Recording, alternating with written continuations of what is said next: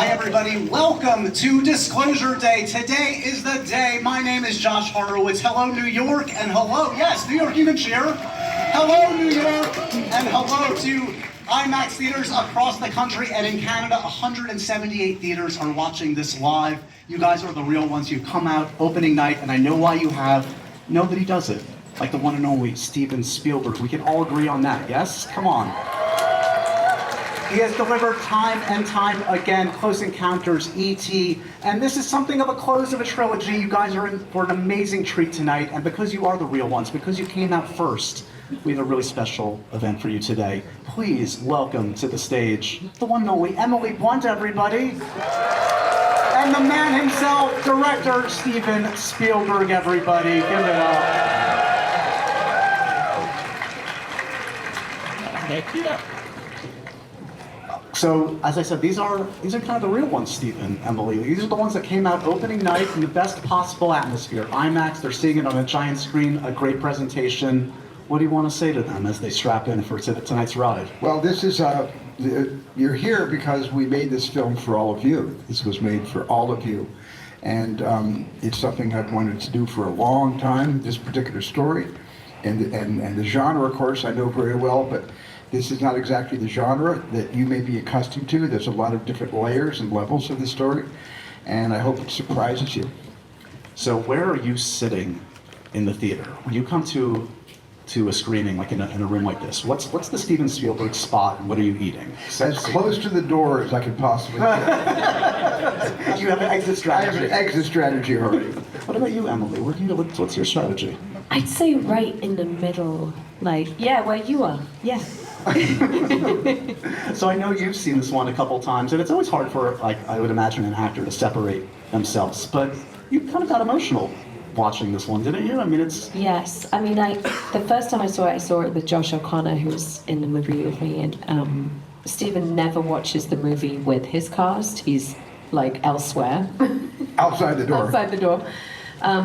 And I think Josh and I were both just completely overwhelmed, and we spent most of the time going, oh my God, we're in a Steven Spielberg movie. And then I watched it with John, and that was really emotional to see his reaction. And I did watch it a third time. We all joined forces, the cast. We said, come on, we've got to see it with an audience. So we watched it in New York, and that finishes the chapter, you know.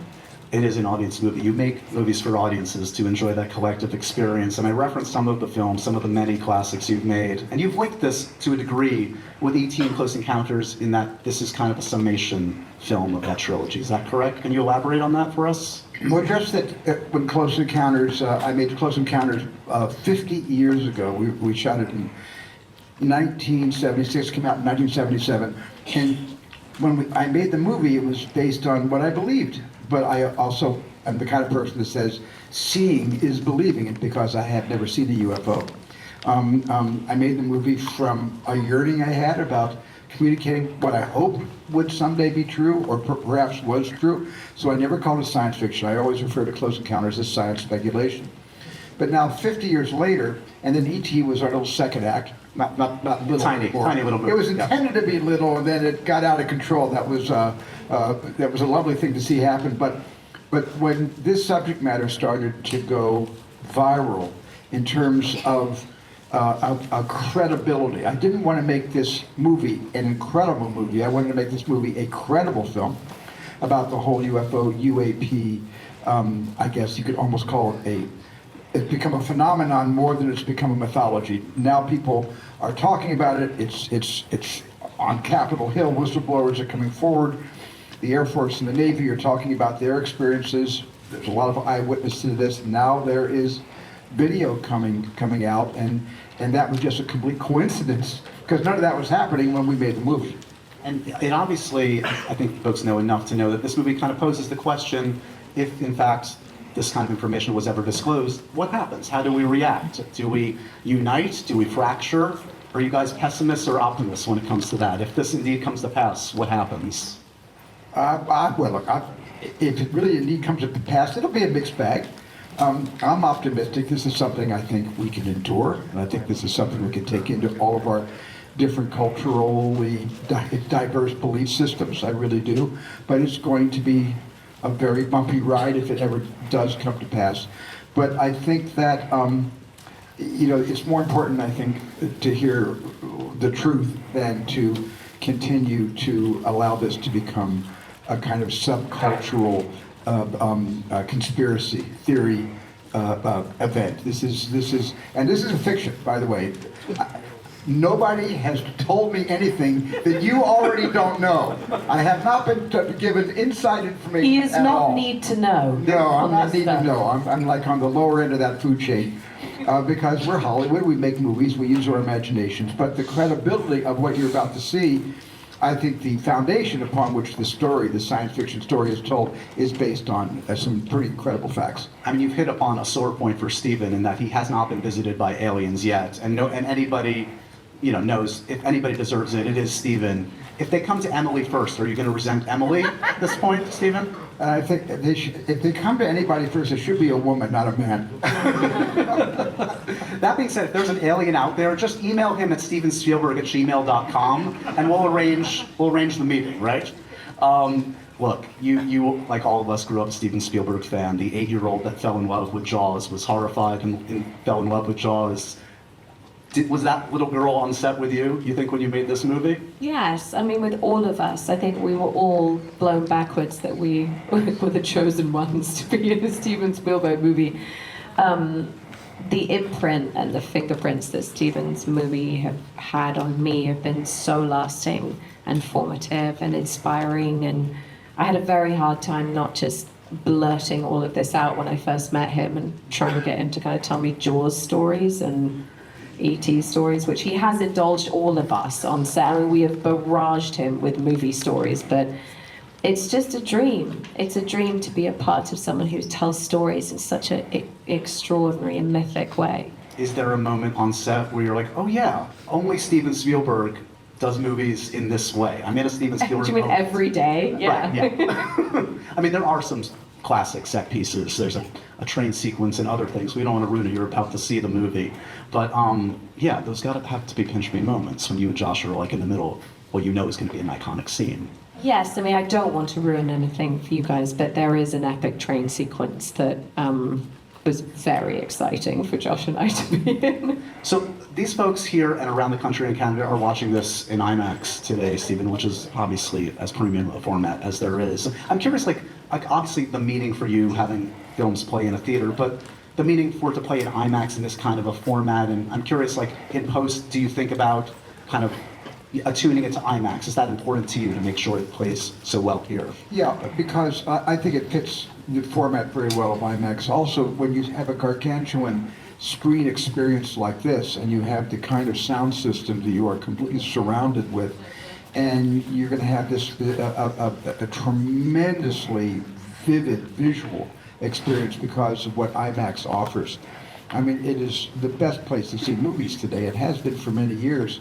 And theaters like IMAX and hopefully other theaters that will be revamped and brought up to current standards is going to encourage more and more people like you all did to leave your homes, leave your TVs, leave your devices, and come out to the movies and sit with each other. I'm sure many of you don't know each other, but you're going to share something all at the same time. And you all have different reactions to it, but hopefully there will be one main reaction. You can go out and say, I was in the company of strangers, and they helped to enhance the experience of seeing Disclosure Day because I was sitting in a movie theater out in the world. You've also assembled like this amazing behind-the-scenes crew over the years. You cultivated the best of the best, whether it's Janusz Kaminski, John Williams, thank goodness, does not retire. He's still doing 94 years old, and he wrote every note of music in this movie. Is that still one of the most joyous parts of the process when when John delivers that score back to you and to see what he's added to your film? It's maybe the only part of the process I choose not to have any control over. Johnny is so gifted, and he's so aligned with certainly not just myself, but other filmmakers he's worked with. We all tend to stay back and say to John, go ahead and do a musical rewrite of what we made. You get the final draft of the movie we just made, and Johnny writes the final draft musically, and Jaws is a good example. Jaws would have only been half of what it turned out to be were it not for John's music. Amazing. Okay, we have, as you can imagine, a lot of questions that came in from around the country and Canada, so I want to read at least a couple here.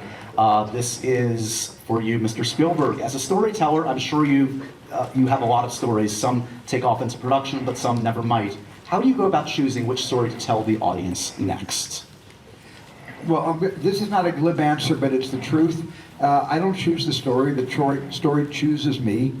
I could be developing 4 or 5 things, but there'll be one of those 4 or 5 projects that will not leave me alone, will haunt me at night, will bother me driving to work in the morning, will say, what about me, I'm the one, pick me. And it really does come down to the fact, what do I want to spend the next year or 2 of my life? I've got a big family. I actually have a life outside of movies, and it takes a lot these days to get me onto a set, and it's got to be something that really grabs at my heart. This one comes from Montreal, from the young filmmakers and directors out there that have made films with a modest to low budget, getting great success in the box office. Have any impressed you the most in recent years, Steven? Who's impressing you? Well, it's not so much about box office, it's just about the person behind the story and behind the camera. Clint Bentley made a movie called Train Dreams, which I think is one of the best films that came out last year. Brilliant film. And then, of course, I haven't seen Back Room. I will, because we've been engaged in this, but I did see Obsession, and I loved Obsession. Loved it. I just spoke to that director the other day and talked about you, and his mind is blown. He's anxious to talk to you, Steven. We will talk, yeah. Let's see. Will you be scared? Yeah. Are you kidding? You'll be terrified. You can handle it.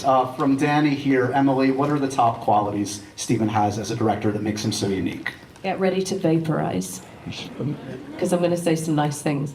The top 4 qualities, specifically 4. He didn't say 4, but if you want to Okay. quantify it, you can.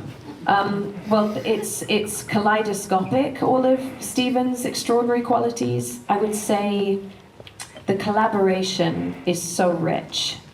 He's so curious about what you think, what you might bring, any ideas you have. There's elasticity to every day. You're never straitjacketed by the enormity of a movie. He keeps it very intimate, very alive. I love to work like that, and there's such spontaneity. It's so exciting to me. And his joy, it's the joy that when he runs out of the tent and he's got his fists in the air and he goes, "It's in the movie!" You could fly. It's so exciting. And I don't know that anyone, as much as he's so emotionally in touch with all of us and the performances, and I do think Disclosure Day, for all its visual set pieces and how wonderful it is to look at, is such a performance movie. But what Steven can convey with a camera is one of one. It's a singular thing I've never seen. Well, there is a sequence, again, we're not going to ruin anything, but is the marriage of everything you just said a oneer that has an amazing performance at the center that also has some amazing camera work that you're in for a treat. This is from Daryl in Dallas for Steven. What do you hope audiences are still thinking about a week from now after watching this movie? I'm hoping after watching this movie a week from now, audiences will be buying their ticket to see it for a second time. You all promise, right? You will. Bill in Burbank, California, would you ever want to meet an extraterrestrial? We know that, but here's the question. What are the first words that you want to say to them? Or what do you want to hear from them? Where have you been all my life? I think if it's real Disclosure Day happens and something like this really happens within all of our lifetimes, it is going to be the most profound thing that's ever happened in human history. And I don't want to be glib and say, here's what I would say to them or what I would be hoping they would say to me. I just think we would all have to live with the fact that we are not the only species in the cosmos. I've always, as a child, I knew that we are not alone out there. The big question is, have we been alone here?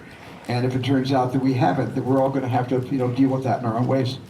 Here's one from your hometown, Phoenix, Arizona. Yay. David, there you go.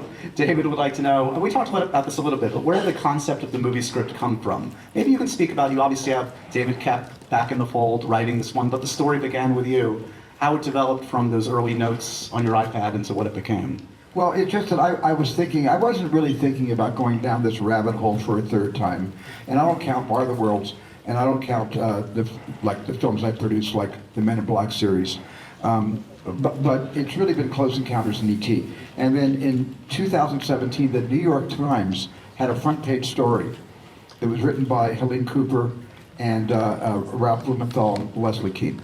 And it was a story where a whistleblower came forward and was able to produce this amazing FLIR footage from a Navy F-18 fighter jet off of San Diego, and of these things called Tic Tacs. And they were running rings around our greatest technology. It was impossible. What they were doing in the air was absolutely impossible. We all had a chance to see this, and this footage was released throughout. And I suddenly realized, and then there were whistleblowers that were coming forward, starting to talk about this as something that is not a new reality, but something that people were saying, this has been going on since Roswell in 1947. And then I started making notes from 2017. If I were to do another story that would be the third act of my trilogy, what would I want the film to be able to convey to an audience? Not just about aliens and UFOs, but emotionally, how would we react if we were brought along on this journey and let in on this massively guarded, closely guarded secret? And so I just make notes, and that's how I wind up writing stories. It just starts with fragments, and then fragments start to stick together, and suddenly there's a little bit of a plot unveils itself, a narrative starts to settle in, and then you just sit down and write. And then David Kep, I went to him. He wrote the first 2 Jurassic Park movies that I directed. I love David, and David came in and he got it immediately from the story, and he started working with me on the script. I think it's what people forget is no matter how much is under your belt as a filmmaker, as an actor, it's still the blank page. You still have to start from scratch in that initial idea. It's still the hard work, right? Unless you're basing this on other material from other sources like plays or books, and it's the original screenplay, you have to start with a blank piece of paper, yeah. And everybody can do that. Now you can all be filmmakers because you've got all the equipment right in your hand right now to tell stories. What do you tell people that come to you? Because you must, like anybody that encounters you, they always want the secret sauce, the advice of how to get started. 2026 versus when you got started, it's a bit of a different world. What do you say to them in terms of how to get started? Well, just what I said. It's so much easier now than it was when I was first starting out, because then you had to go buy 8mm film. You had to wait 3 weeks to get the processing done. Wherever you lived, it was only processed in California. It took 3 weeks for the film to come back. It was harder to make movies then. But today, everybody who has a way of expressing their art and themselves, and when you have something to say, I always say to young filmmakers, before you make a little movie on your iPhone or a piece of rented equipment, make sure you first have something to say. Always make sure you have something to say before you tell the story, and make sure there's some substance behind it. Thank you for having a lot to say over the last 50 years and having a lot to say with this one. Disclosure Day is a very special piece of work you're all about to encounter here in New York and around the country and in Canada. We thank you guys again for being the special ones. Thank you. Thank you so much. Give it up one more time. Steven Spielberg, Emily Bond, everybody. Thank you. Thank you. So